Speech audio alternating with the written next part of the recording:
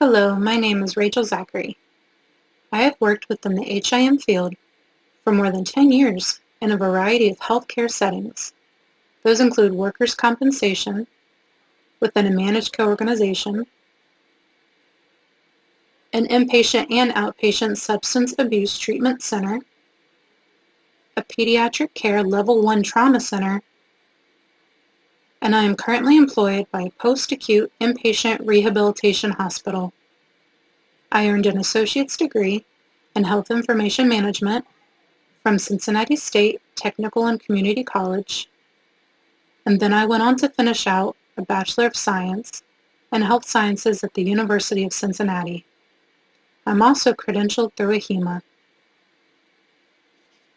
The plan today is to talk through a project start to finish, and even beyond the finish, the best practices of project management and of release of information that we relied on, the practices and processes that worked for us, and those that failed or gave us a hard time during the project lifecycle. Not very long ago, just a couple of years, I was working for a large pediatric hospital within the Health Information Management Department.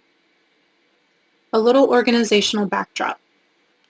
The HIM department had 3 separate divisions. There was inpatient coding, which did not include physician coding. Secondly, there was electronic content and record management. They were responsible for scanning patient records, both concurrently and after discharge. And the third division was called discharge processing, which included doctor's workroom. If you're unfamiliar with that title, that's just another way to say deficiency tracking and record completion. Also within this third division was release of information, which we did in-house. We didn't contract out any of our ROI to a vendor. I was employed in the ROI division. We were having a problem. It was a great place to work and a great group of people to work with, but the training program for new hires wasn't as good as it could be, or in actuality, as good as it should have been.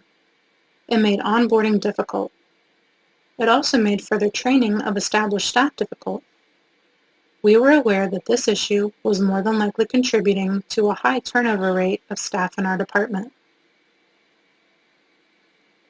When a new staff member was introduced into the department, their first week was almost always less than ideal. We would scramble around struggling to answer whether we had computer system access set up for all the programs the new employee would need to use. Was their badge set up to gain them access to the department, the microfiche storage area, the parking garage? Who would be the point person training them? What task would they start with? Would they be couriering materials like our mail and records on CD to be picked up between one of the 3 HIM locations that we had on site? Maybe they should be verifying the validity of medical record requests. What about data entry of those record requests into Epic? Maybe they could help with answering the telephones, as we were the only department within HIM that actually answered the phones. Or would they be scanning microfiche, roll film, or paper charts in electronic format to couple with a record being released? Did they know the group of trainers that they could come to with any questions? Did they even have a desk assigned to them yet? And once we started training, how could we gauge if the training was effective and consistent? If the employee asked the same question about a process to 2 different trainers, would they get the same answer both times? Did we have quality scores calculated and ready to go in real time when it was time for employee evaluations? All too often, the answers to all of these questions were either no or I don't know. We needed a concrete, uniform plan in place. The solution that was settled on was the initiation of a project to form a standardized training program for all ROI division tasks. The person given this project was one of 5 leads that we had within the discharge processing division. We had previously had a smaller project completed by another lead regarding the use of Care Everywhere. and we were due to have another smaller project initiated by yet another lead regarding improvements to our external communication standard that was slated to start whenever this training program project wrapped up. This project, though, was different. To give you an understanding of why this project was needed, let me explain a little bit about how the hospital managed its legal medical record. The hospital legal medical record was comprised of microfiche, roll film, paper charts housed on-site with OHIM and with specific departments who kept their own older records, as well as in an off-site storage location with a vendor. Throughout a myriad of document imaging systems categorized by dates or even by department and date, and electronic health records that were generated and housed in our EHR Epic. Not every department in the hospital kept records in the same system at the same time. Some physician preferences were toward documenting on a specific paper form that needed to be scanned in, or a specific application that was only used by their department. Every department didn't go live with Epic in the same month or even the same year. Some departments didn't even go live completely at once. In two notable instances, otolaryngology and orthopedics both went live in Epic with orders and exam vitals, but still preferred to dictate exam notes that were to be transcribed and signed within our document imaging system ChartMax. And this process continued for some months after the Epic go-live date. Some overlap happened between when a new system was being utilized and when old systems were still being phased out. The result of all of this information spread across so many mediums was that there were numerous timelines, roadmaps, crosswalks, and handwritten lists of where a certain type of document from a certain time frame was supposed to be housed. All of these references were needed in order to process requests for records. In circumstances where we needed to pull and release a chronically ill patient's record that spanned decades, we might be required to pull records from every current and legacy system we had, as well as contacting departments to share their older paper charts with us so that we could combine them. Needless to say, training on all of these systems and how and when to access them, and for which records, took no small amount of time and energy for both trainer and trainee. This is why it was so important to get a standard training system in place that everyone should follow. But this is where the first bumps in the road for a project start. Let me break down project management for you like this. There once was a pig and a chicken living on a farm. One day the chicken says, "Pig, I think we would make a great team. We should leave this farm and open a diner." Pig says, "Maybe, but what kind of diner would it be? What would we serve our customers?" Chicken says, "It could be a breakfast diner. We could serve bacon and eggs." Pig looks at Chicken for a minute and says, "I don't think so, Chicken. I mean, I would be fully committed to that, but you would just be involved." You may have heard that joke before, but I think it's very relevant to project management. No one wants to go into a group project knowing that they are going to be the only one putting effort into it. The creation of a standardized training program was a hefty load of work to take on. We knew this going in, but we also knew it was necessary for the satisfaction and retention of quality, skilled employees, as well as just helping the department run more smoothly. While this project was implemented into an ROI department, I'm hopeful that everyone here can benefit from our takeaways and highlights just from a project management point of view. As I touched on earlier, our very capable project manager was a colleague who had been with the hospital, and specifically that department, for many years. She had firsthand knowledge of the issues and challenges we were facing. As a lead and a trainer, she also had a huge stake in the project outcome. She had a bit of foundational work to do before we even got started. First, the project sponsor was chosen and agreed to take on that mantle. The person chosen was the director overseeing ROI. This was a perfect fit as the position of director amasses contacts and resources helpful to jump any hurdle the project encountered. Next, a pool of prospective project team members was chosen, keeping in mind the members' prior knowledge of the current department processes, experiences with team management, and even effective teaching strategies. The team members would also have to agree to putting in the effort and quality time that the project would require. This gave us a nice rounded group of 12 strong members. This group included ROI department employees who had been with the department at least 6 months, so they were already familiar with the failings of the training that was in place. Managers and leads within the ROI department and within HIM as a whole, a project management consultant to help keep the project structured and moving forward, and a professor teaching HIM classes at a local university who was also contracted within our coding department, and jack of all trades that she is, has since authored an HIM textbook. Our pre-project state, or current state, in project management vernacular, had many areas available to add improvements to. Most hospitals are chronically understaffed. We were no exception.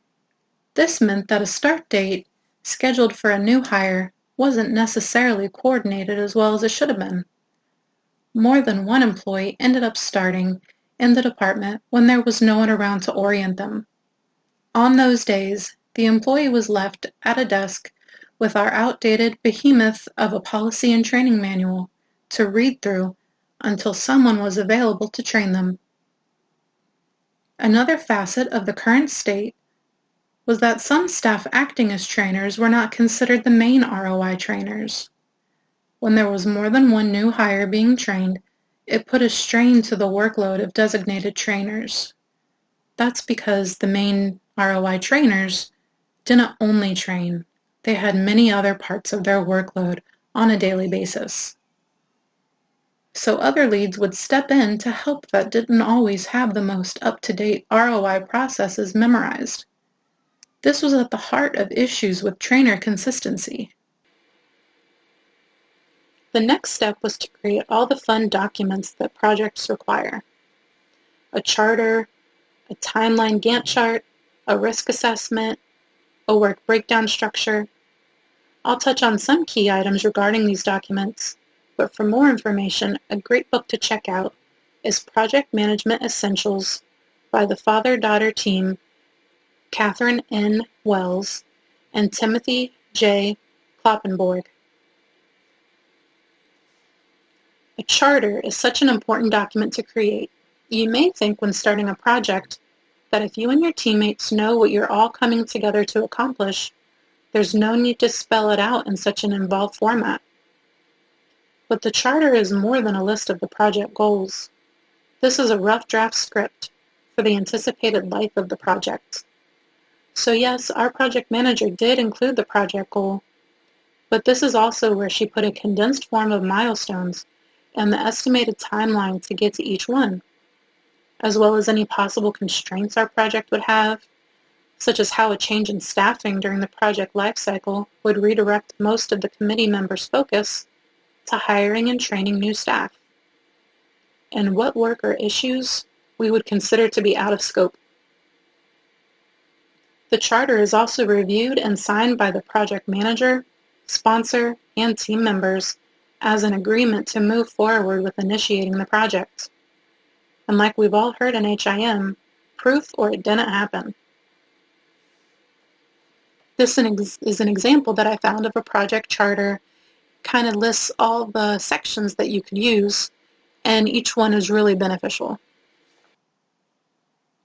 For example, in our project charter, our project overview was just to state the purpose of the project, to review and implement changes to improve the current release of information training process, to design a structured training education program for ROI employees at all phases of experience and utilize an audit weighting system to assess competency.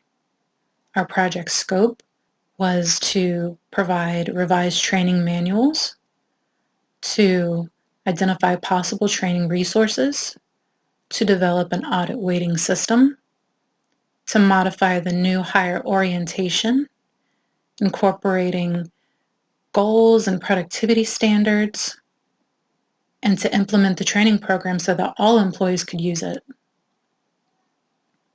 The project goals were that we wanted to establish a structured ROI training program to include the production of a revised training manual and creation of competency assessment tools. The program will be aimed at developing consistency for trainers and employees. The risks and issues that we had were project team time constraints and any changes in staffing that would direct project focus. The assumptions that we had were participation and compliance of intended users would utilize the training materials to perform the job tasks going forward. And our milestones were basically what we had written down on the work breakdown structure, but were very, very minimalized so that we could fit each milestone into a smaller goal. So we wanted to, our first milestone would be that we were reaching what the current program really was. The next one would be when we actually got together what would be the orientation checklist and productivity standards defined. The next milestone would be that we established the audit weighting system.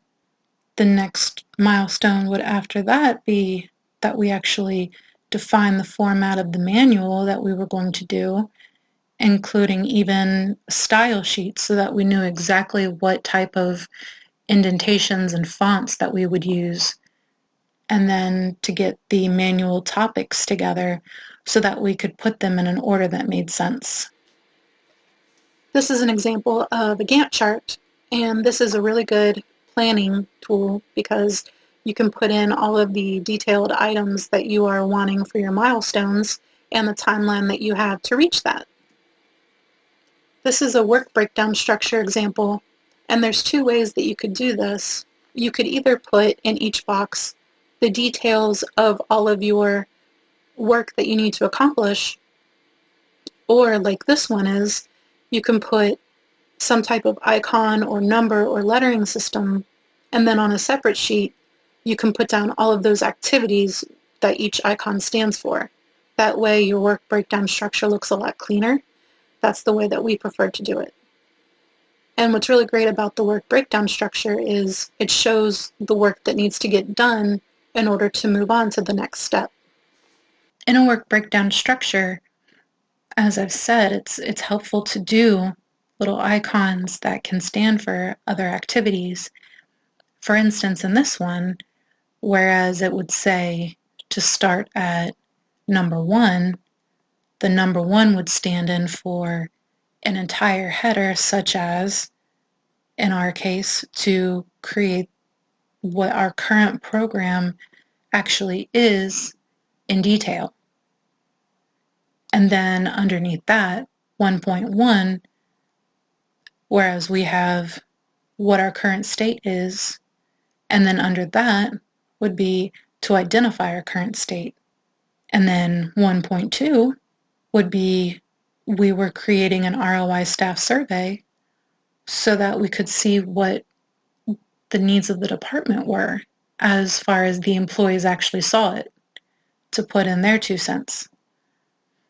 And then under that, which would be 1.2.1, it would be to develop the survey and then administer the survey and analyze the results. So the farther you break it down in detail, the longer those lines get. But it can be very helpful when you know exactly what activities you are working with. And the charts that you choose to utilize for your project are worth creating only if you will actually use them. Work breakdown structures and Gantt charts are highly involved and time-consuming to record, but they can be so helpful in knowing what parts of your project need to be completed before you commence with the next task. We used Microsoft Visio to create these charts and to keep track. As easy-to-use software in a department that doesn't take on too many projects at a time, Visio was just right for us, but there are many other software options out there that you can research. Some you need a subscription for, some you need to pay for outright, and some are free of cost. After all of that groundwork was laid, the next step was to have the project team meet as a whole. That very first meeting was used to verify we were in agreement about the need for the project, the goals the project team hoped to accomplish, to agree on the charter and review the timeline chart for errors that we may have missed or for any feedback, to review a schedule that was fair to everyone, to bring up any constraints that we all had in place already, and a general plan for kickoff. Sub-teams were also formed to tackle individual plan components, and the assignments for what team each member would take part in were decided. The meeting schedule was for the entire team to meet every 2 weeks with project planning updates and the next steps. The sub-teams would meet separately each week to work on the individual tasks of the project, and updates in between were communicated via email. That schedule worked great for our project. Some projects may need more or less face-to-face meetings to function well. We formed 4 sub-teams to make the work move more efficiently. Sub-team 1 focused on investigating resources. We reviewed the resources on the EPIC website. We reviewed resource materials such as ROI white papers and training tips on OHIMA's website. We sent a survey that we created on SurveyMonkey to other children's hospitals that also use EPIC as an EHR. We explored the opportunity to utilize the Greater Cincinnati roundtable discussions we were already a part of for any ideas. What we found through all that research was that most of these resources weren't really going to work for us. Most other children's hospitals using EPIC were using the standard ROI module layout, and they followed the standard of record retention, which simplified their training programs. We were different in that we had opted for a custom ROI module to fit our hybrid records within EPIC. We had been opting to keep all of our records regardless of retention laws. So as I touched on, we had several different document imaging systems, ChartMax, Cerner, Axiom, Dolphin, to name a few. Microfiche, roll film, and paper charts that were split between on-site and off-site storage. And OHIMA's white papers and tips are helpful if you're a fledgling department just starting out, or to make sure you stay up to date on laws and regulations, but for our needs at the time, we didn't get much out of them. When speaking with the Greater Cincinnati Roundtable, we found we were one of the few who did all of our ROI in-house. All comparable HIM teams in our area were using a vendor for the bulk of their ROI workload. Basically, we were starting from next to scratch. The second sub-team focused on creating a more useful standard of productivity and quality scores. Included in this was the creation of a pre-training test that we would use to gain a base level of how proficient a new hire was with terminology and ROI regulations, and also a post-training test to verify the staff were both understanding the training they received and that they were retaining skills. We developed an error log to track errors being made by each employee. This was built on a weighted system. Some errors were considered more egregious than others, and so they were counted as worth more points, so to speak. For example, if an employee was processing a request for records, the request always started as 100% on the weighted system. If the employee forgot to include a document from the requested date range in the patient's chart, that was considered 5% off of their score. If the employee forgot to enter what the final page count was into the EPIC ROI module for the record being released, That was another 5% off of their score. That means the quality score on that release was 90%. If they did 4 more releases perfectly, their quality score for those 5 releases would be 98%. However, if the employee pulled records from one of our document imaging systems, say ChartMax, they were expected to look at each page they pulled and make sure no other patient's records had been originally misfiled in the record. If the employee processed the request without deleting other patient records and alerting scanning that the misfiled record needed to be rescanned correctly, then the quality score on that release would be a 0% out of 100%, because releasing that other patient's documentation would be a violation of HIPAA. Add that 0% processed request to 4 perfectly processed requests, and the employee would have a quality score of 80%. The lower the quality scores, the longer the employee would be in training. There was another great benefit to the weighted system as well. If an established employee were starting to fall behind with their scores, and this was found during a monthly audit, we could see the types of errors being made so that we could address those and retrain as needed. In this sub-team, we also discussed reworking the levels of training to make more sense. The first level of training would include the easiest record requests, such as requests that would only require a pull of Epic-generated records, and then working up to the hardest requests would be level 3. Those would be requests that would require multiple systems and date ranges prior to 2008, when our hospital started phasing in Epic.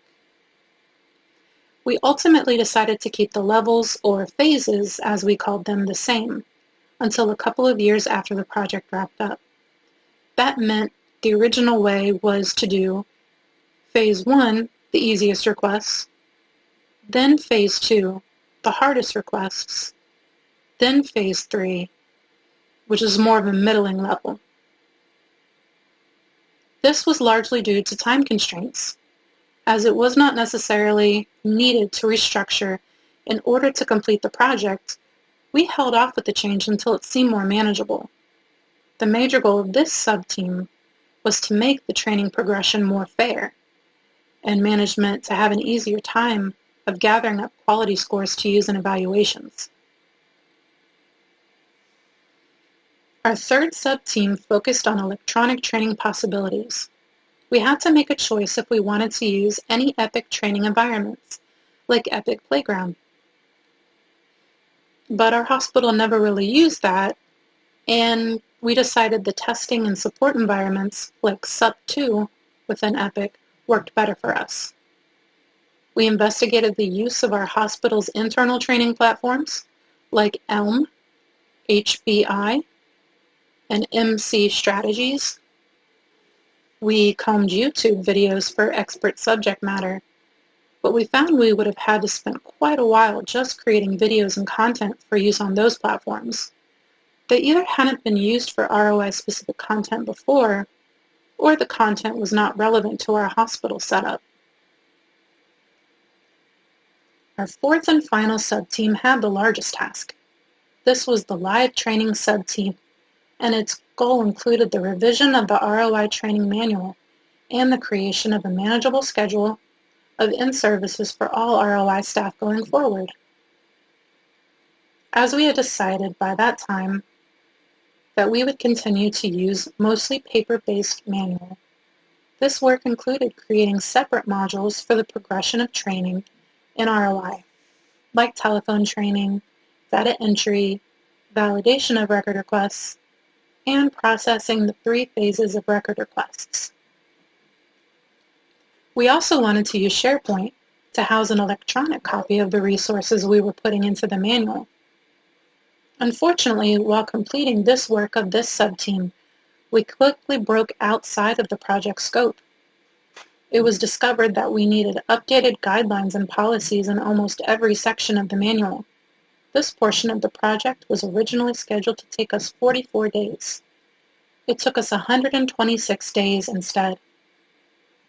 That being said, the reason we went outside of scope is that the project would have been next to impossible to complete with an effective training program as the end result if we hadn't created or revised that additional content. Our training manual and materials would still have been outdated and contradictory or not specific enough to keep a helpful standard. Someone funny once said, "There's no such thing as scope creep, only scope stampede." Though I worked on Sub-Team 1, 3, 4, and not 2, the work being done by all 4 sub-teams was continuously being shared with all project team members. We didn't want any silo situations where any of the sub-teams would have been unaware of progress of the other sub-teams, because that could have affected our continuity poorly. We wanted all of the work within the project to form one cohesive training program, which would have been harder had we been blind to the other team's work. Gentlemen, the 3000 block of Las Vegas Boulevard, otherwise known as the Bellagio, the Mirage, and the MGM Grand. Together, they're 3 of the most profitable casinos in Las Vegas. Let me see. This is the vault at the Bellagio. It's located below the Strip, beneath 200 feet of solid earth. It safeguards every dime that passes through each of the 3 casinos above it. And we're going to rob it. Smash and grab job, huh? Slightly more complicated than that. Oh, yeah. This is courtesy of Frank Catton, new blackjack dealer at the Bellagio. Okay, bad news first. This place houses a security system that rivals most nuclear missile silos. First, we have to get within the casino cages, which anybody will tell you takes more than a smile. Next, through these doors, each of which requires a different 6-digit code changed every 12 hours. Past those lies the elevator. This is where it gets tricky. The elevator won't move without authorized fingerprint identification, Which we can't fake. and vocal confirmation from both the security system within the Bellagio and the vault below. Which we won't get. Furthermore, the elevator shaft is rigged with motion detectors. Meaning if we were to manually override the lift, the shaft's exit would lock down automatically, and we'd be trapped. Now, once we get down the shaft, though, then it's a piece of cake. Just 2 more guards with Uzis and the most elaborate vault door ever conceived by man. Any questions? 我们为什么不从地下挖个洞钻过去呢？ No, tunneling is out. There's sensors monitoring the ground 100 yards in every direction. If a groundhog were to nest there, they'd know about it. Anyone else? You said something about good news? Yeah. The Nevada Gaming Commission stipulates that a casino must hold in reserve enough cash to cover every chip it play on its floor. That means, on a weekday, by law, it has to carry anywhere between $60 and $70 million in cash and coin. On the weekend, between 80 and 90 million. On a fight night, like the one 2 weeks from tonight, the night that we're going to rob it, 150 million without breaking a sweat. Now, there are 11 of us, each with an equal share. You do the math. Exactly. I have a question. Mm-hmm. Say we get into the cage and through the security doors there and down the elevator we can't move and past the guards with the guns and into the vault we can't open. Without being seen by the cameras. Oh, yeah, sorry, I forgot to mention that. Yeah, well, say we do all that. We're just supposed to walk out of there with $150 million in cash on us without getting stopped?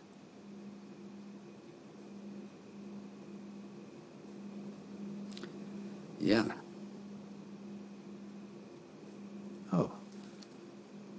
Okay.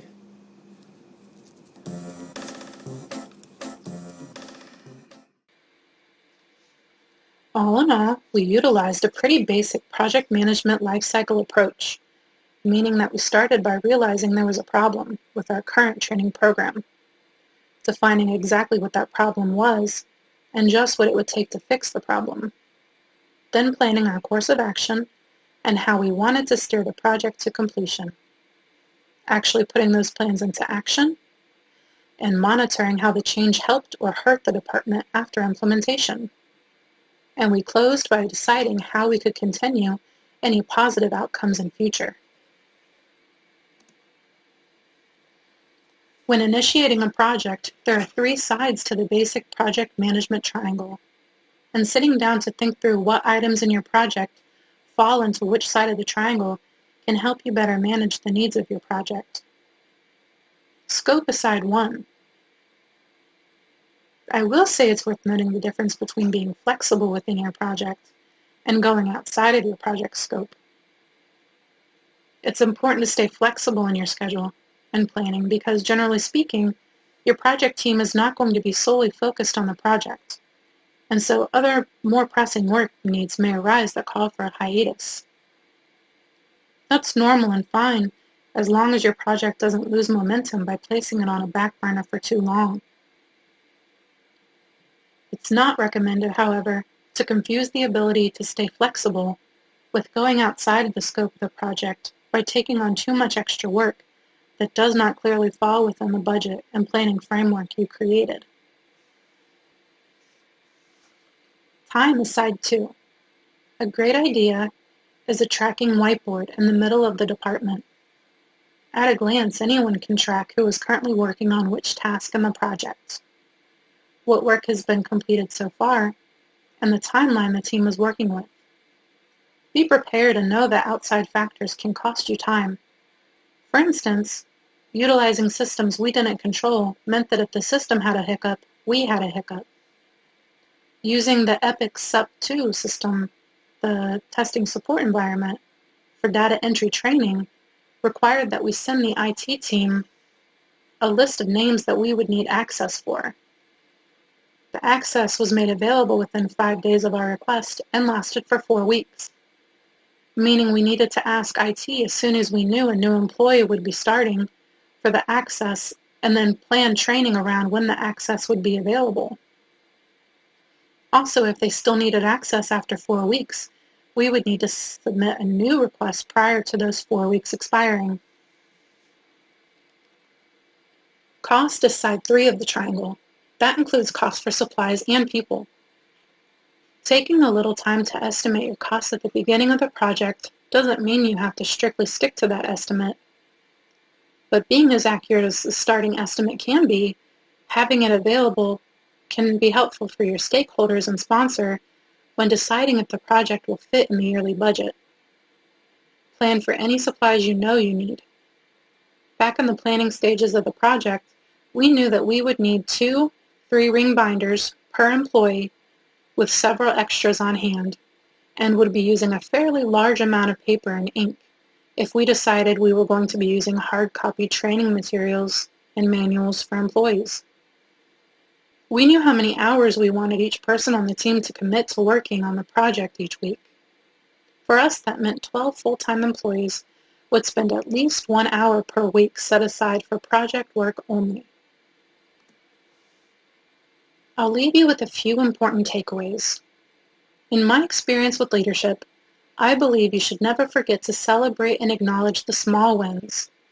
It helps to keep everyone motivated. Team leaders can bring in something to treat the team members to celebrate the completion of their project tasks. It helps to keep up the momentum and show your team members that their work and effort is appreciated. Doing the work can be its own reward, but how much better does it feel to do the work and have someone not only notice, but celebrate it with you? It's significant that your completed project is only as useful as the end users allow it to be. If you endeavor to put so much effort into a project, I'm sure you're convinced the project is worth completing, and it probably is. In our case, the project was definitely worth it and even necessary. But after a couple of years using the manuals, momentum and workload caught up with us. We were not updating materials timely, and information began to get contradictory again within the team. Even the use of the error log entry became open to interpretation. Back to our original example, if an employee left out 3 documents and 1 record being requested, did that mean the quality score was 95% because this was one type of error, or was the score 85% because there were 3 documents missing, each worth 5%? More than likely, the different interpretations and discrepancies in the program were due to some of the original project team members no longer being a part of the ROI team, and no one was assigned accountability of the upkeep. Because of situations like that, it is essential for a strong after-project plan to be decided on and to have upkeep assigned as needed. The plan was originally that any time a policy was updated or a new guideline created, the document would replace all outdated copies, and a sign-off sheet would have to be signed to ensure that everyone was aware of the change. We got to a point after project wrap-up where no one was updating documents or obtaining staff signatures because no one had been assigned to do it. After the project had been completed and had been in place for a while, I asked our project manager what she would want to be able to tell herself at the very beginning of the project, knowing what she knows now. She had this advice: be realistic with your project timeline and get time commitments up front from your entire team. If the project is made a priority to all involved, you will have better success in meeting goals and deadlines. We had stakeholder and team buy-in from the beginning. We all knew this was a necessary project, but it was very hard to have all of the team members stick to the time they dedicated, since this work was on top of an already busy workday. Just for a point of reference, this project was supposed to go from May and then be wrapped up by August.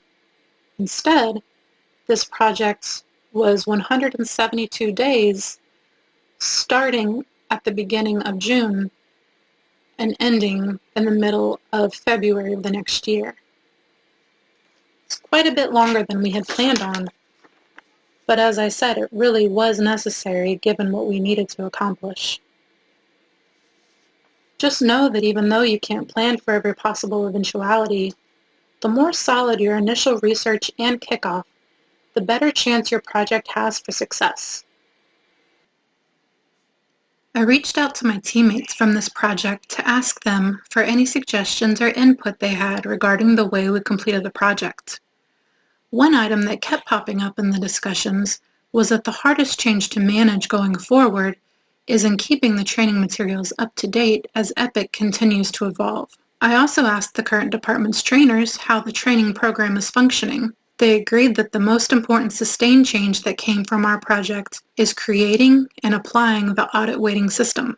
Before the weighting system was created, scoring for quality really wasn't equal across the board, and monthly quality audits weren't done. It was felt that allowing everyone who had gone through training to freely release records with no one checking their work was a liability, as there was no guarantee that staff would continue to keep up their quality that way. This system greatly helped with accountability, even though it wasn't perfect, and is still being utilized. They plan to continue to use it for training scores and evaluation audit scores for the foreseeable future. Most of the team agreed that one major issue would have been very helpful to include and fix with this project. We addressed the length of time allowed for training, but we never came to a consensus. Of course, everyone learns differently and at a different pace, but it was felt by many of the project team that we were too generous with our training schedule and allowed too much time for employees to get through the ROI training. There was no concrete policy that allowed trainers to say, okay, it's been 3 months and this person still doesn't have the skills necessary, so let's find them other tasks in the department that fit them better. Instead, a trainer could spend 9 months training an employee on the very first level of tasks with no disciplinary or incentivized goals to offer. Some of the trainers felt that this was a waste of time and resources. During the discussion with my teammates, it was brought up that there are also 3 things that have the future potential to simplify the training program. The restructuring of the phases of training was finally completed. Now Level 1 is considered the easiest record requests, and they require the shortest date range of most current records from the smallest amount of systems. Level 2 is the middle level, where the date range is still current records, but adds on more types of documents from a wider range of systems. And Level 3 is the hardest type of request that requires pulling from all systems and date ranges. We wiped out calling the different levels of training phases so that the restructure was less confusing. The second change currently being implemented is that the record retention plan has been revamped. Rather than keep all dates of service on treatment that has occurred since the early 1900s, The hospital has begun to destroy the oldest of those records. In the world of ROI, if you have the record, you must produce it when required by a valid request. With the retention period shortened, a letter was created to release in the event that we no longer have the patient's record being requested. The retention plan is still a bit longer than most pediatric hospitals. The basic statute is to hold the records for at least 7 years after a patient turns 18. We started calling records on microfiche and roll film for patients that had not been seen since 1989. The third change is within Epic. Rather than continue with the customized ROI module, we were phased into the standard ROI module offered to every provider by Epic. This keeps updates from Epic simple and current, and gave us the ability to use the more automated ROI process that Epic created. I've heard many times over the years by new hires and students doing their professional practice that they believe ROI was clicking a few buttons in an electronic health record and sitting back while the system did all of the work. That was definitely not the case prior to this change with Epic, but now that reality is getting closer every day. So you can see that even if a training program is helpful for now, future changes may make it obsolete. And that's okay. The program is still worth installing if it's beneficial to the current state. I've included my contact information in case anyone has any questions or comments they'd like to share. I appreciate everyone for taking the time to listen to my talk. Thank you.